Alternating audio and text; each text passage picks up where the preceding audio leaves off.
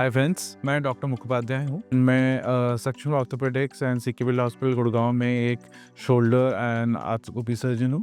हम जब भी शोल्डर में इंजरीज़ की बात करते हैं, हम या तो शोल्डर डिस्लोकेशंस की बात करते हैं या फिर शोल्डर में मसल टियर की बात करते हैं which is rotator cuff injuries. हम फ्रैक्चर्स की बात कर लेते हैं, बट हम बहुत ही कम बात करते हैं एसी जॉइंट या एक्रोमियोक्लेविकुलर जॉइंट इंजरीज के बारे में। एसी जॉइंट अगर मैं समझाना चाहूँ किसी लेमैन को, तो इज़ बेसिकली जो आपका कॉलर बोन है एंड शोल्डर ब्लेड का जो मीटिंग पॉइंट है, उसको कहते हैं हम एक्रोमियोक्लेविकुलर जॉइंट।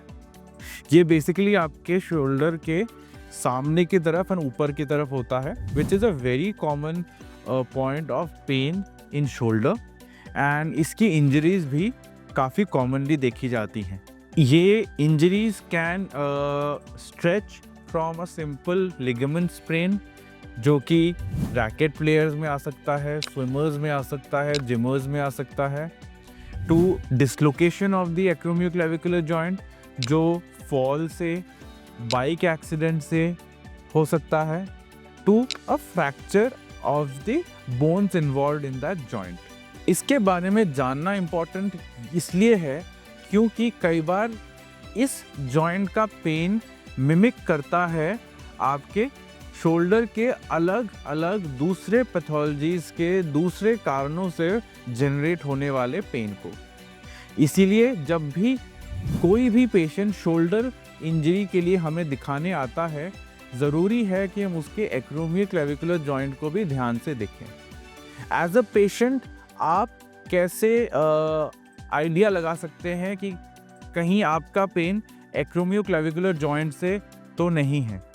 सो सबसे इम्पॉर्टेंट, अगर आप दोनों साइड को कंपेयर करेंगे, अगर एक साइड का ये वाला एरिया ज़्यादा प्रोमिनेंट लगता है, आपको ज़्यादा सोलन अप लगता है, वहाँ पे लोकल रेडनेस दिखती है, वहाँ पे आपको हल्का प्रेस करने से पेन रहता है, देन मे बी आपको एक्रोमियोक्लेविकुलर जॉइंट में कोई इशू है। अगर आपके बैग टांगने से, लैपटॉप या बैकपैक टांगने से पेन होता है, then also possibility of acromioclavicular joint pain is there. Cross arm adduction, chest के सामने से अक्रॉस दी चेस्ट अगर हम आर्म को ले जाएं और इस पोजीशन में हमें पेन होता है, that also gives a hint कि शायद हमारा एसी जॉइंट या एक्रोमियोक्लेविकुलर जॉइंट इन्वॉल्व हो रहा है। इसको आइडेंटिफाई करना एंड ट्रीट करना ज़रूरी है। मोस्ट ऑफ द केसेस में हम इसको conservatively with physiotherapy, exercises at max, injection से सेटल डाउन कर सकते हैं।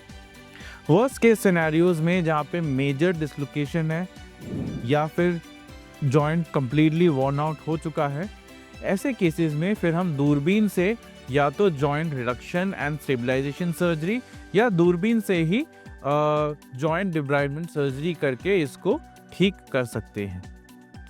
अगर आप ऐसे किसी भी सिम्टम से या दर्द से भुगत रहे हैं, आप बेफिक्र होकर हमारे पास आ सकते हैं with your complaints. I am sure we will be able to give you a more individualised and customised treatment plan जो आपके लिए बेस्ट सूट हो। जुड़े रहिए हमारे साथ और भी शोल्डर एलिमेंट के बारे में जानकारी पाने के लिए। धन्यवाद।